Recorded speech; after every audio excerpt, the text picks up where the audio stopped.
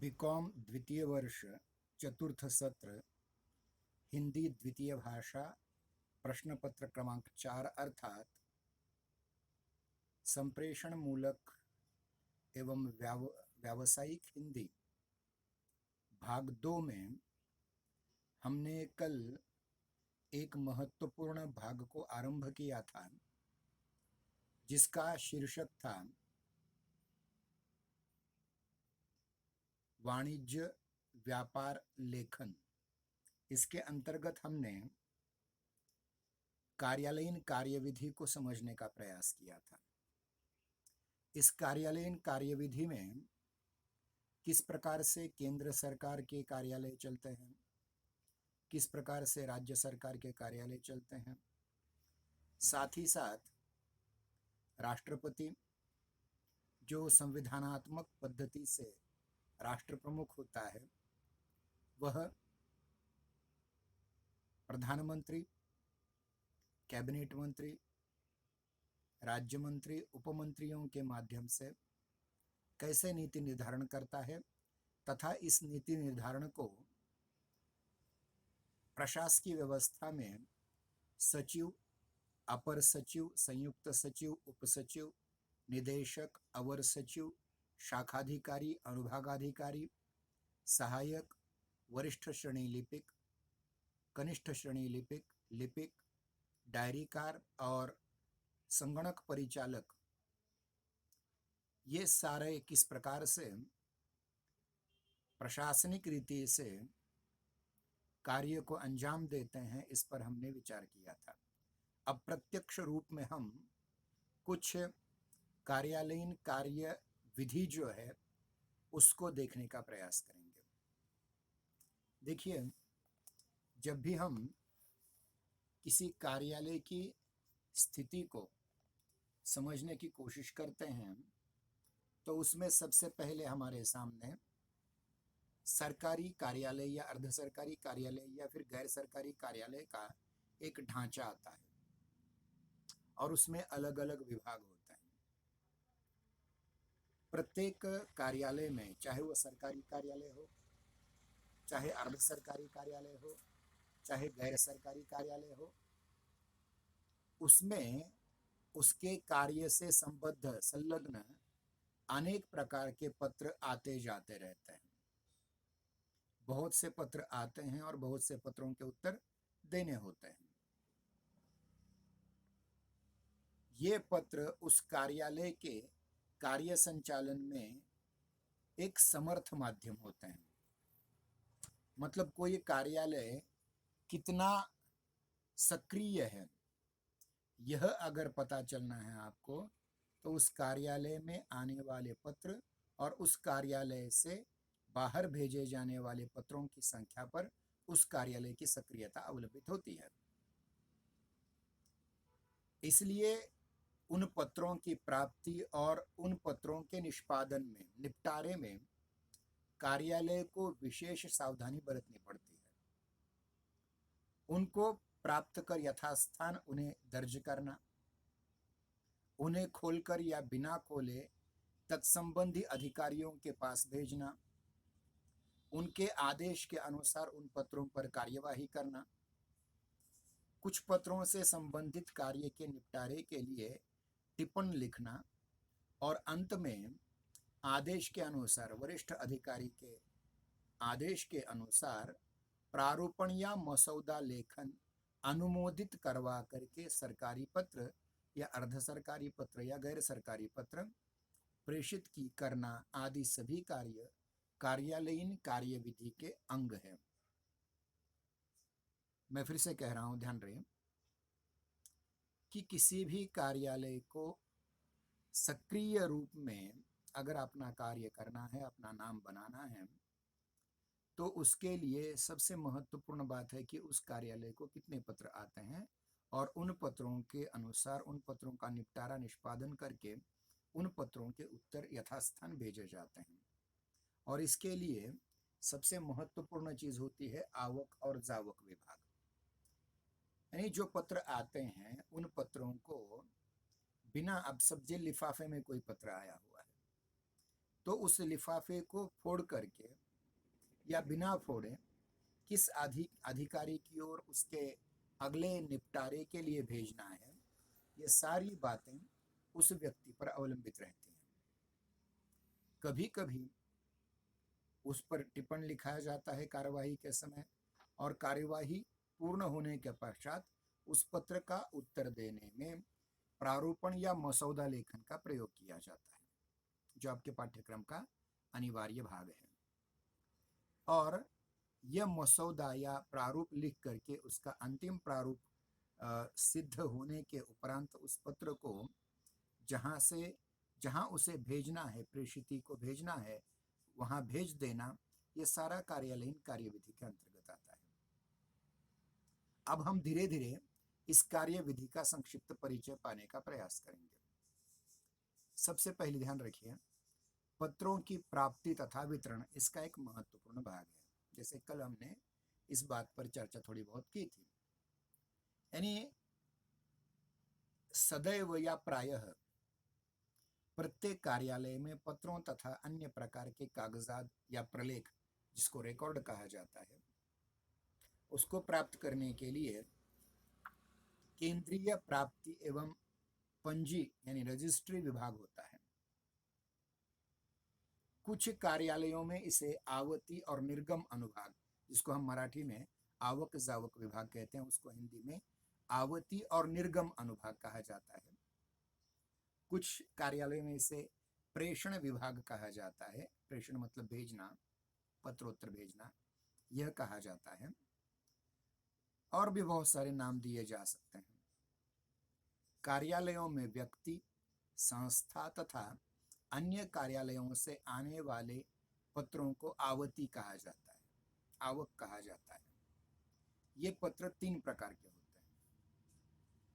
यानी किसी भी कार्यालय में, चाहे वो कार्यालय सरकारी कार्यालय हो, अर्ध सरकारी कार्यालय हो, गैर सरकारी कार्यालय हो, यानी निजी संस्थाओं के कार्यालय हो, उसमें 3 पद्धति के पत्र आते हैं, 3 प्रकार के पत्र आते हैं, 3 भेदों के पत्र आते हैं। पहला प्रकार या पहला भेद है इसका, कार्यालय के अधिकारी या अधिकारियों के पद नाम से संबोधित सामान्य पत्र। मतलब समझिए कि हमारा महाविद्यालय एक संस्था है, एक कार्यालय है, और उस कार्यालय का प्रधान व्यक्ति जो है अधिकारी प्राचार्य है, जिसको हम हिंदी में प्रधानाचार्य भी कहते हैं। तो उस नाम से आने वाले पत्र, ध्यान रखिए, बहुत से पत्र पद नाम से ही आते हैं। मतलब सेवा में प्रधानाचार्य वेंकटेश महाजन वरिष्ठ महाविद्यालय उस्मानाबाद, इस प्रकार के पत्र आ जाते हैं जिन पे प्रेषिती का पद नाम होता है, न कि नाम। तो ये हुआ पहले प्रकार के पत्र, जिसको कहा जाता है, जिसका ये अर्थ होता है कि कार्यालय के अधिकारी अथवा एक से ज्यादा अधिकारियों के लिए नाम पद नाम से, यानी पद नाम कैसे होते हैं, प्रधानमंत्री, मंत्री, कैबिनेट मंत्री, मुख्यमंत्री, गृह मंत्री, या यूं कहें बड़े बड़े विश्वविद्यालयों में कुलगुरु या कुलपति जिसे कहा जाता है, राज्य स्तर पर राज्यपाल, मुख्यमंत्री, संस्था स्तर पर संस्था चालक या फिर प्रधानाचार्य, स्कूल स्तर पर मुख्याध्यापक वगैरह वगैरह। तो ये पदों के नामों से पत्र आते हैं। तो ये व्यक्तिगत नहीं होते पत्र। तो उस पद पर आसीन जो व्यक्ति होता है, चाहे वो कोई भी व्यक्ति हो, उस व्यक्ति को उस पद पर बैठने के कारण वो काम करना पड़ता है। दूसरे प्रकार के पत्र होते हैं कार्यालय के अधिकारी अथवा एक से ज्यादा, 1 2 3 4 जितने भी हों, अधिकारियों के नाम से। अब देखिए, पहले क्या था, पद नाम। अब दूसरे पत्र होते हैं नाम से, व्यक्तिगत नाम से जो पत्र आते हैं, वह उन संबोधित पत्रों के अर्धशासकीय पत्र। मतलब पहले प्रकार के जो पत्र हैं, जिनमें प्रेषक और प्रेषिती दोनों के पदनामों का उल्लेख होता है, वे सरकारी पत्र होते हैं। कौन से पत्र होते हैं, सरकारी पत्र, जिनको अंग्रेजी में ऑफिशियल लेटर कहा जाता है। अब दूसरे प्रकार के पत्र वे होते हैं जो किसी कार्यालय के किसी पद पर बैठे हुए व्यक्ति के नाम से आते हैं पत्र, तो उन्हें अर्ध सरकारी पत्र अथवा डेमी ऑफिशियल लेटर अंग्रेजी में कहा जाता है। क्या कहा जाता है? डेमी ऑफिशियल लेटर, या हिंदी में अर्ध सरकारी पत्र। ध्यान रहे, मैं फिर से कह रहा हूं, एक कार्यालय का प्रमुख दूसरे कार्यालय के प्रमुख को पद के नाम से अगर पत्र भेजते हैं तो उन्हें सरकारी पत्र कहा जाता है। लेकिन दूसरा प्रकार जो है, एक पद पर बैठा हुआ व्यक्ति दूसरे पद पर बैठे हुए व्यक्ति को भेज रहा है, लेकिन उसके नाम से भेज रहा है, पद नाम से नहीं है, पद नाम से नहीं है, ध्यान रखिए। तो ऐसे में उन पत्रों को अर्ध सरकारी पत्र कहा जाता है, क्योंकि इसका कम से कम एक भाग, यानी भेजने वाला यानी प्रेषक या प्रेषिती जिसको पत्र दिया जाता है या पाने वाला जिसे हम कहेंगे, वह व्यक्तिगत पक्ष होता है। कभी कभी दोनों पक्ष व्यक्तिगत होते हैं, कभी कभी कम से कम एक पक्ष व्यक्तिगत होता है, उसको अर्ध सरकारी पत्र या डेमी ऑफिशियल लेटर कहा जाता है। अब तीसरे पत्र जो होते हैं उनको कहा जाता है गोपनीय पत्र। गोपनीय पत्र वे पत्र होते हैं जो सार्वजनिक नहीं किए जा सकते। यानी देखिए कि जब भी कोई मंत्री, कोई प्रधानमंत्री, कोई गृह मंत्री या कोई एक साधारण आमदार खासदार जिसको हम सांसद या विधायक कहें, वो भी अपने पद की शपथ के साथ साथ गोपनीयता की भी शपथ रखता है, क्योंकि कुछ ऐसे मामले होते हैं जो खुल करके लोगों के सामने नहीं आने चाहिए। अगर वो जनसामान्य के सामने आ गए तो हो सकता है राष्ट्र का बहुत बड़ा नुकसान हो।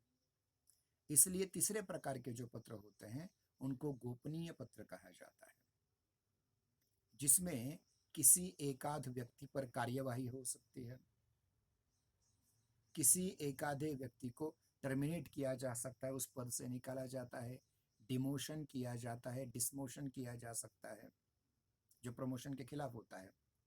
तो देखिए कि और कभी कभी इसमें सबसे महत्वपूर्ण बातें होती हैं कि कारण दिखाओ नोटिस उसमें आ सकते हैं, बहुत सारे होते हैं, गोपनीय अहवाल जिसे कहा जाता है वो सारे आ जाते हैं बातें। कहने का तात्पर्य यह है कि किसी भी कार्यालय में, चाहे वो कार्यालय सरकारी कार्यालय हो, चाहे वो कार्यालय अर्ध सरकारी कार्यालय हो, चाहे वो कार्यालय गैर सरकारी कार्यालय हो, इसमें प्रायः 3 प्रकार के पत्र आते हैं। 3 प्रकार के पत्र, जिनमें पहले होते हैं सरकारी पत्र, जो एक पद नाम से आते हैं, दूसरे पद नाम के व्यक्ति के नाम।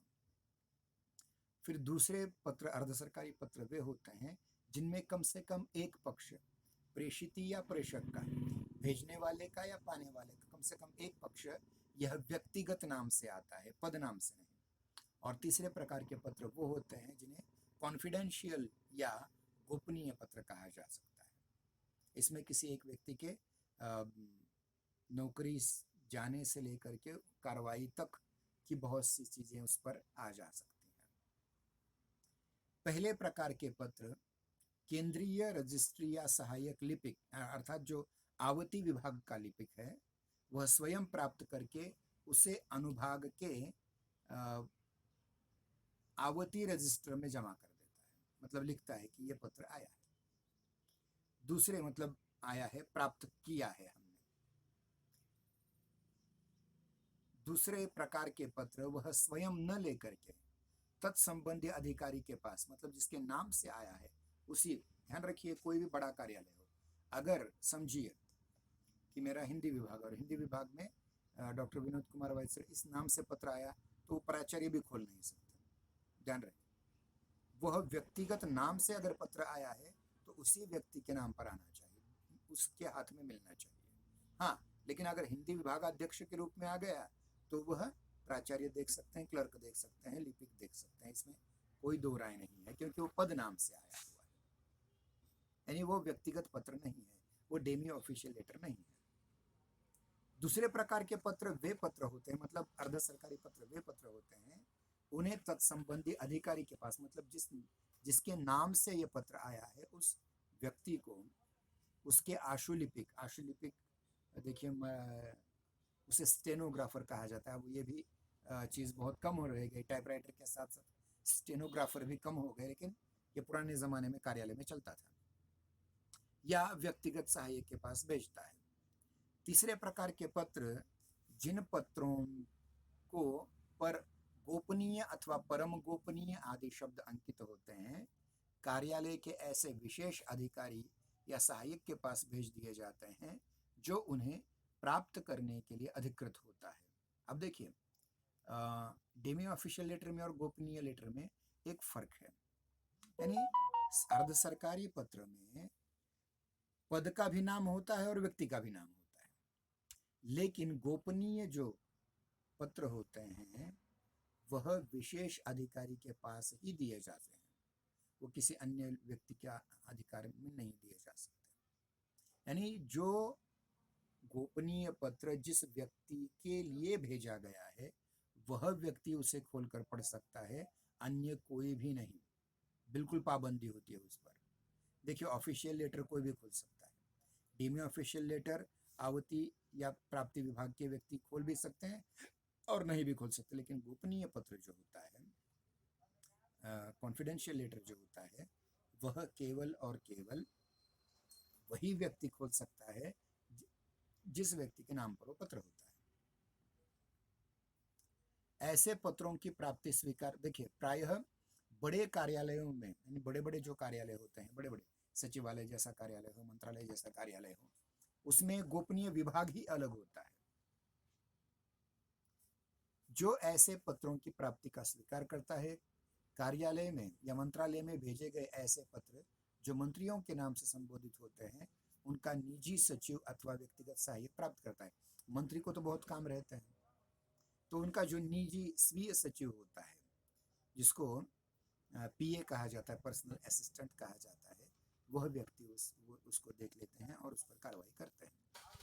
तो ये रही बात ऐसे पत्रों की प्राप्ति और पत्रों के विवरण की, पत्रों के 3 प्रकारों की, अर्ध सरकारी पत्र, अर्ध सरकारी पत्र और गोपनीय पत्र, जिन्हें अंग्रेजी में क्रमशः official letter, demi official letter और कॉन्फिडेंशियल लेटर कहा जाता है।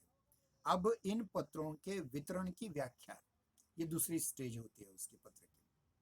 यानी पत्र आ तो गए, किसके नाम से आए, पत्रों का कौन सा प्रकार है, उस पत्र के प्रकार में उसको आवंटित करके उस विभाग की ओर भेज देना, ये तो बहुत आसान काम है, लेकिन फिर उसकी व्याख्या करना और फिर उसका उत्तर देना बहुत कठिन कार्य है। इसको भी हमें देखना है। तो दूसरा स्तर है या दूसरा चरण है कार्यालयीन कार्यविधि का कि जो पत्र आए हुए हैं, देखिए जो लिफाफे, मतलब लिफाफा मतलब पॉकेट, जिन पॉकेटों में से, जिन लिफाफों में से पत्र अधिकारियों के पास तथा गोपनीय अनुभाग में सीधे भेज दिए जाते हैं, उन्हें छोड़ करके, मतलब व्यक्तिगत रूप में जो पत्र आए हुए हैं या गोपनीय रूप में जो पत्र आए हुए हैं, उनको उस विभाग को सीधे भेज दिया जाता है। और इन्हें छोड़ करके अन्य जो पत्र होते हैं उनके लिफाफे जो आवती विभाग है, उस आवती विभाग के कर्मचारी या क्लर्क खोलते हैं। वे खोलने के बाद इन पत्रों में उल्लेखित संलग्न पत्र क्या होते हैं, मतलब उस पत्र के साथ और क्या क्या जोड़ दिया है, उसे कहा जाता है संलग्न पत्र। संलग्न कागज क्या क्या जोड़ दिए हैं, इसको मराठी में हम सोबत कहते हैं। सोबत क्या क्या जोड़ दिया है उसके, उनको, उन सारे प्रपत्रों की, उन सारे कागजों की जांच करते हैं और यदि उनमें कोई त्रुटि हो तो इस संबंध में हाशिए पर नोट लिखते हैं। हाशिया मतलब, अब समझिए, यह एक रजिस्टर है, यह एक पत्र है। इस पत्र पर ये जो मार्जिन का भाग है, ये मार्जिन का भाग, इसको हिंदी में हाशिया कहा जाता है।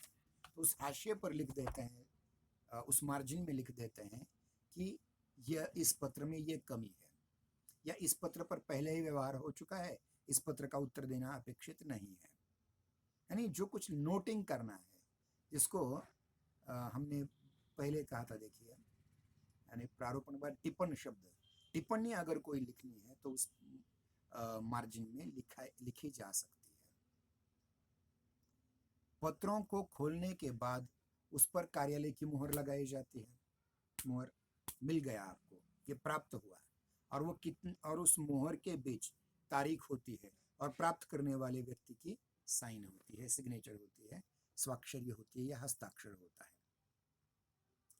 और ये जो मुहर होती है, ये जो सिक्का होता है, ये जो मुहर होती है या जो मुद्रा होती है, हर कार्यालय के आवती विभाग में होती है। यानी ये पत्र मिल गया, ये पत्र मिल गया, इस पत्र मिलने की और हमने इसे स्वीकार किया है, इसकी एक मोहर उस पर लगा दी जाती है और उस मोहर के माध्यम से ये पता चलता है कि यह किस दिन में कौन से दिन में यह पत्र आया हुआ है और किस व्यक्ति की ओर से यह पत्र आया हुआ है। तो इस प्रकार हम देखते हैं कि एक पत्र जो आया है उस पत्र की उसका वितरण किस प्रकार हो जाए, उसकी मोहर उस पर कैसे लगा दी जाए। अब इसमें किस प्रकार की मोहर होती है, मैं एक उदाहरण के रूप में, अब हम सब शिक्षा के क्षेत्र से संबंधित हैं तो मैं शिक्षा मंत्रालय का ही उल्लेख करूंगा। शिक्षा मंत्रालय, ये मोहर और डैश डैश को पत्र प्राप्त हुआ, समझिए 1 जनवरी 2021 को पत्र प्राप्त हुआ, केंद्रीय रजिस्ट्री नंबर या फिर आवक नंबर उसका जो है वो डाल दिया जाता है और फिर अनुभाग डायरी नंबर, यानी किस दैनंदिनी में, आज आज समझिए आज एक दिन है 1 जनवरी 2021, तो इस दिन में या आज के दिन की हम बात करें कि 8 मई 2021, ये 8 मई 2021 के दिन ये इस प्रकार के पत्र हमें इस मंत्रालय से प्राप्त हुए हैं या इस प्राप्त हुए हैं और इसका वर्गीकरण हमने इस प्रकार से किया हुआ है। तो इस प्रकार से उस पर एक मोहर लगा दी जाती है। प्रत्येक प्राप्ति का उचित विनिधान करने के लिए प्राप्ति क्लर्क उन्हें अनुभागतः छांटता है। अब समझिए, कार्यालय में एक क्लर्क है और वह कार्यालय का क्लर्क क्या कर रहा है कि उसके पास एक 100 पत्र आ गए आज, तो वो क्या करेगा, ये हिंदी विभाग का पत्र, ये मराठी विभाग का पत्र, मैं महाविद्यालय के स्तर पर कह रहा हूँ, ये फिजिक्स विभाग का पत्र, ये केमिस्ट्री विभाग का पत्र, ये भूगोल विभाग का पत्र, ये वनस्पति शास्त्र विभाग का पत्र, ये प्राणी शास्त्र विभाग का पत्र, या फिर ये ग्रंथालय विभाग का पत्र, या ये शारीरिक शिक्षण विभाग का पत्र। तो इस प्रकार से उसका वर्गीकरण करता है। यानी ये वर्गीकरण जो छांट कर होता है वह अत्यंत आवश्यक होता है, वरना होता क्या है कि समझिए शारीरिक शिक्षण विभाग का पत्र अगर गलती से ग्रंथालय विभाग में पड़ा है तो वो कहेगा कि ये हमारा नहीं है, छोड़ देगा वैसे ही। तो ये किसी भी पत्राचार के निपटारे में सबसे महत्वपूर्ण अगर कोई चीज होती है तो पत्रों का वर्गीकरण और उस वर्गीकरण के अनुसार उस व्यक्ति तक वो पत्र पहुंचाना जिस पर वो अधिकारी अपनी कुछ नई बातें उसमें जोड़ करके उसका उत्तर प्रारूप के रूप में लिख दे। फिर उसके उपरांत क्या किस प्रकार से समझना कैसे चाहिए कि किस विभाग को आया है।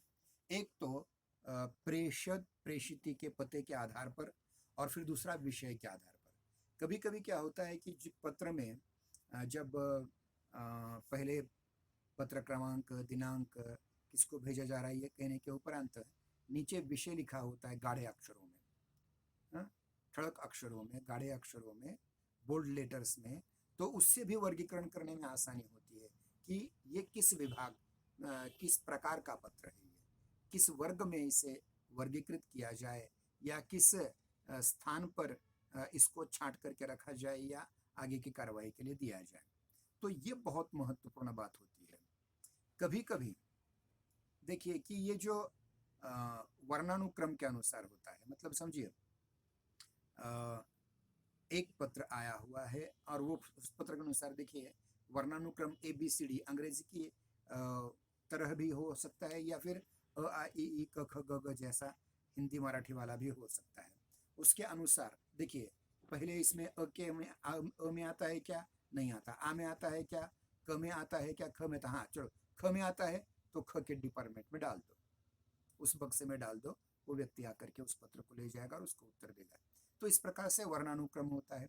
फिर उसका निष्पादन भिन्न भिन्न स्तर पर होता है, उसके उत्तर देने के प्रयास किए जाते हैं, उसमें कुछ अड़चनें आती हैं तो और उस स्टडी की जा सकती है उस पर, पहले इस प्रकार का कोई पत्राचार हुआ है या नहीं। तो ये सारी चीज़ें, इनका अध्ययन करना अत्यंत आवश्यक हो जाता है और उसके ऊपर कभी कभी ये होता है कि कोई पत्र अत्यंत शीघ्रता में उसका उत्तर देना पड़ता है, जिसको कहा जाता है तत्काल। जिस प्रकार हम रेलवे में तत्काल रिजर्वेशन करते हैं ना, उसी प्रकार से तत्काल ये जल्दी से जल्दी ये पत्र भेजना है। या कभी कभी ऐसे होते हैं पत्र, कुछ होते हैं कि 1 महीना 2 महीना 6 महीने 1 साल के बाद उसका उत्तर देना अपेक्षित होता है। उदाहरण के लिए अगर समझिए कि राष्ट्रीय सेवा योजना हमारा विभाग है, उस विभाग में छात्रों की वर्ष भर जो किए हुए कामों का प्रतिवेदन है वो आपको 1 साल बाद देना है, लेकिन स्मरण के रूप में आपको वो पहले ही दिया गया है। मतलब अगले शैक्षिक वर्ष समाप्त होने होते ये पत्र हमें अपेक्षित है, तो उस पत्र को हम अलग से बाबा ये 1 साल बाद देना है, ये 6 महीने बाद इसका उत्तर देना है, 3 महीने बाद या 1 महीने बाद उत्तर देना है। इस प्रकार से हम उसे थोड़ा रोक के रख सकते हैं। लेकिन जो पत्र तत्काल के होते हैं, झट से उनके उत्तर देते हैं, शीघ्र उत्तर देने होते हैं, सत्वर उत्तर देने होते हैं, जल्दी उत्तर देने होते हैं, उनका अलग से उस पर अंकन किया जाता है। अग्रता या तत्काल लिखा जाता है उस पर। और ये अग्रता या तत्काल अंकित पत्रों को अन्य डाक से अलग किया जाता है, मतलब सामान्य डाक से, जो बाद में जिनके उत्तर देने हैं। अग्रक्रम से इन पत्रों को पहले एक अलग वर्गीकृत किया जा सकता है और उसको कार्य में क्रमानुगत अग्रता दी जाती है। मतलब इसमें ज्यादा जल्दी उसके उत्तर देने पड़ते हैं, ऐसे पत्रों को एक अग्रता देनी पड़ती है। पत्रों की सुरक्षा तथा उसके निष्पादन के सरलीकरण के लिए केंद्रीय आवती विभाग जो या रजिस्ट्री अनुभाग है के जो क्लर्क होते हैं, लिपिक होते हैं, ये बहुधा जितने भी पात्र प्राप्त होते हैं उनको प्रत्येक रजिस्टर में, मतलब आवक रजिस्टर में उसे दर्ज कर लेता है। कैसे कर लेता है ये बहुत जरूरी है, ध्यान रहे। जब तक इन बातों को आप समझ नहीं पाएंगे, प्रारूपण को समझ नहीं पाएंगे या संक्षेपण को समझ नहीं पाएंगे।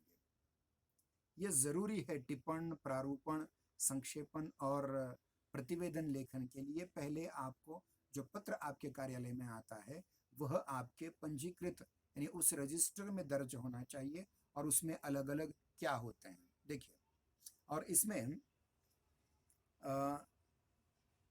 प्राप्ति रजिस्टर जो होता है या आवक रजिस्टर जो होता है उसमें दर्ज करने के लिए उसमें कितने प्रकार के पत्र हो सकते हैं। तार तो आप लगभग ये व्हाट्सएप ईमेल की वजह से समाप्त हो चुका है। पुराने ज़माने में तार चलता था।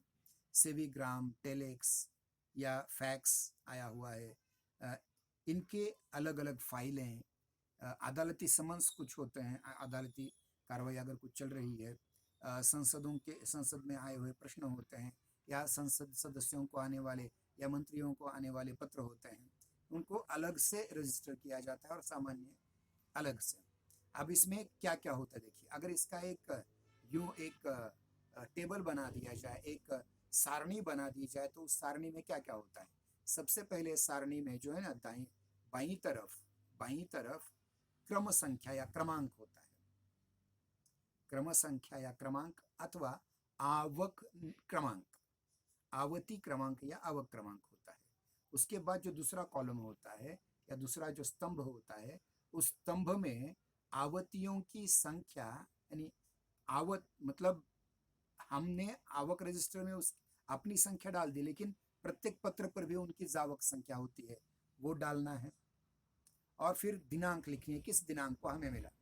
ध्यान रखिए कभी कभी क्या होता है, डाक की कामों के विलंब के कारण कि एक पत्र जो समझिए कि 1 मई को लिखा गया पत्र है और वो किसी कारण से डाकघर में ही पड़ा रहा और वो मिला आपको 3 जून को, तो लगभग 1 महीने बाद जो पत्र मिला है तो वहां ये दर्ज भी करना जरूरी होता है। दूसरे स्तंभ में ये दर्ज करना बहुत जरूरी होता है कि वह पत्र किस तारीख को आपको मिला, किस दिनांक को आपको मिला। फिर उसके बाद प्रेषक का नाम, किसने भेजा है, उसका नाम, उसका पद नाम, ये भी हम तीसरे कॉलम में या तीसरे स्तंभ में उसे लिख सकते हैं। कभी कभी केवल नाम से भी लिखा जा सकता है या पद नाम से भी लिखा जा सकता है। फिर उसके बाद चौथे कॉलम में, चौथे स्तंभ में हमें लिखना है शाखा जिसके नाम से अंकित हो, मतलब हमारे कार्यालय की किस शाखा को उसको भेजना है, उसका नाम अंकित होता है और अंतिम जो छठा कॉलम होता है वो होता है विशेष विवरण का। उसमें कौन सा विवरण? देखिए, पहला पत्र संख्या, फिर किस दिन आया, दिनांक, फिर भेजने वाले का या प्रेषक का नाम, पता, पद, उसके उपरांत शाखा किस शाखा से संबंधित है, और अंतिम जो छठा है वह विशेष विवरण। विशेष विवरण उस पत्र के बारे में क्या है, ये सारी चीजें उसमें लिखाई जा सकती हैं। मतलब हर, यानी समझिए, अगर इस प्रकार का आपका रजिस्टर है तो इस रजिस्टर में आपको पहले क्या, इस विभाग में पत्र संख्या, आपकी आवक संख्या, फिर उन्होंने भेजी हुई जावक संख्या और उस दिनांक, उसके उपरांत तीसरे में भेजने वाले प्रेषक का नाम, पता या केवल नाम, उसके बाद जिस शाखा को वो हस्तांतरित करना है उस शाखा का नाम और विशेष विवरण। इस प्रकार से इसके 6 अलग से कॉलम बनाने पड़ेंगे प्रत्येक रजिस्टर में। अगर आप कार्यालय में गए होंगे किसी, तो उस कार्यालय में आवक विभाग के रजिस्टर में ये सारी चीजें होती हैं। प्राप्त पत्रों के अनंतर, मतलब ये जो पात्र पत्र हैं उनका पंजी पुस्तक अर्थात रजिस्टर में, उसकी रजिस्ट्री की आवक रजिस्टर में या आवती पंजी पुस्तक में आपने उसका सब कुछ लिख लिया। उसके उपरांत जो विभाग और अनुभाग होते हैं उसके अंतर्गत आने वाले, उन अनुभागों के अनुसार उन पत्रों को छांट करके रखा जाता है और तत्संबंधी विभागों को भेजने की व्यवस्था की जाती है, या फिर घंटी बजा करके क्लर्क चपरासी के द्वारा उस व्यक्ति के पास, जिस व्यक्ति के नाम पर यह पत्र आया है, उसको बुला करके उसके सामने भेज देता है। पत्रों के साथ बीजक की 2 प्रतियां भी भेजी जाती है। बीजक, बीजक निम्न प्रकार से होता है, ध्यान रखिए।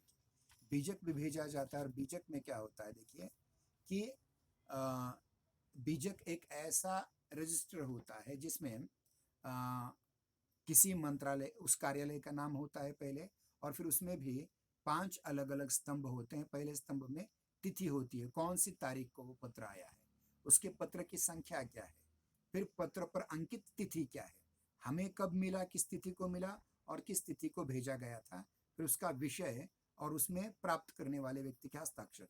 समझिए, भूगोल विभाग को यह पत्र आ गया तो भूगोल विभाग के अध्यक्ष की हस्ताक्षर लेकर के ये पत्र उसे सौंप देना, ये इतना आसान काम है।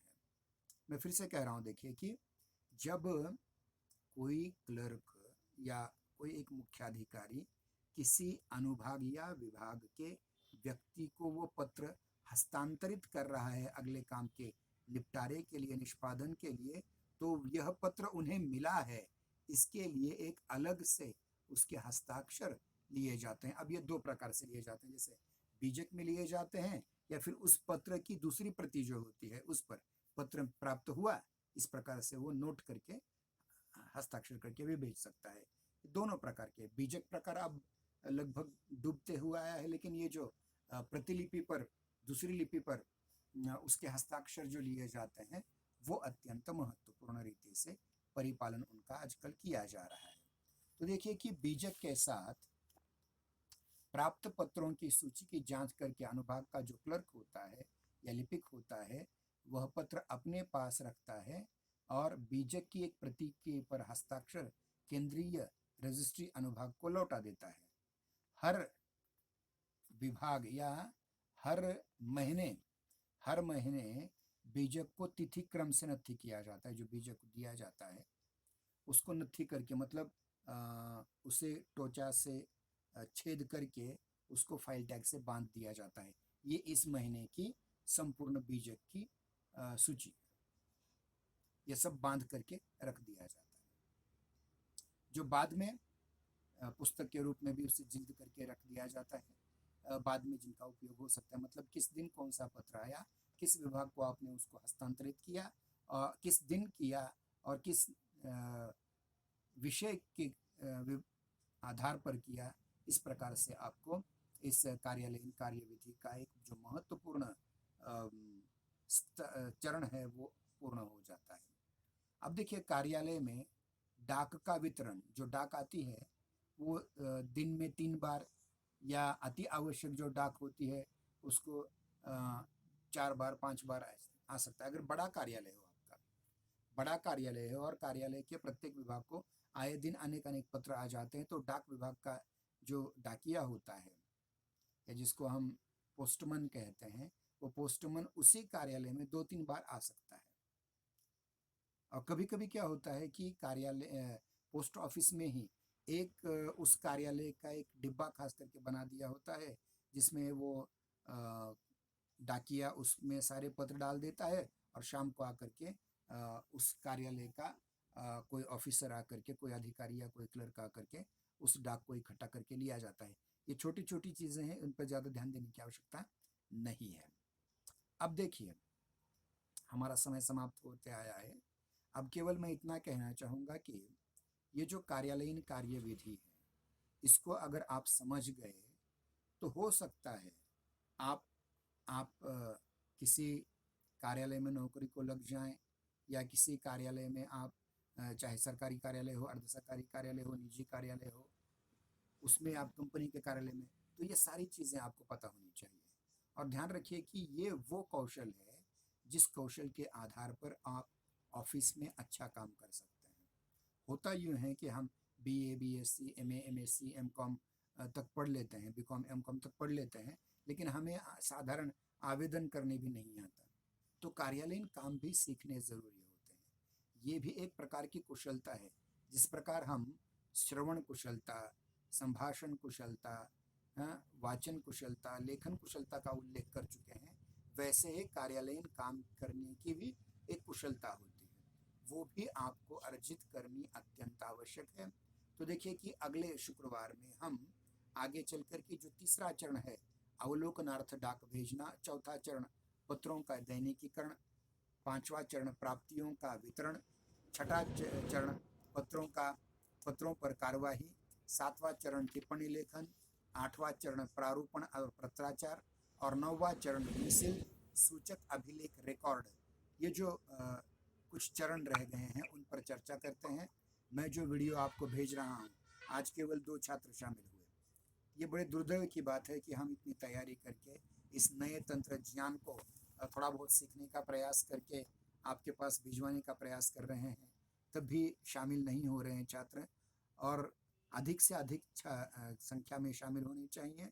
और अगर गलती से आपका नेटवर्क खराब हो, आपका फ़ोन नहीं लग रहा हो, आप तक रेंज नहीं आ रही है, तो उसके लिए जितने छात्र सम्मिलित होते हैं उन छात्रों की तासिका की स्क्रीन रिकॉर्डिंग करके उसकी यूट्यूब लिंक बना करके आपके ग्रुप पर भेजी जाती है, वो भी छात्र नहीं देख रहे हैं। 32 छात्र हैं B.Com सेकेंड ईयर में हिंदी द्वितीय भाषा के, उसमें से 1 या 2 जन देखते हैं। देखिए, ये सब आपके लिए चल रहा है, इसलिए कृपया करके आप अपने पाठ्यक्रम में, जो आज 2 मुकेश और राहुल शामिल हैं, आप अन्य छात्रों को भी इसमें शामिल करने का प्रयास करें। वैसे तो इसकी यूट्यूब लिंक हम ज़रूर दे रहे हैं, क्योंकि बाद में आप इसको बार बार देख सकते हैं, लेकिन अगर हम सीधे इस गूगल मीट में शामिल अगर होते हैं तो बहुत बढ़िया होगा। ठीक है, अन्य छात्र छात्राओं से भी कह दो कि अगले शुक्रवार अधिक से अधिक संख्या में उपस्थित रहने का प्रयास करें। तब तक के लिए जय हिंदी, जय नागरी, धन्यवाद।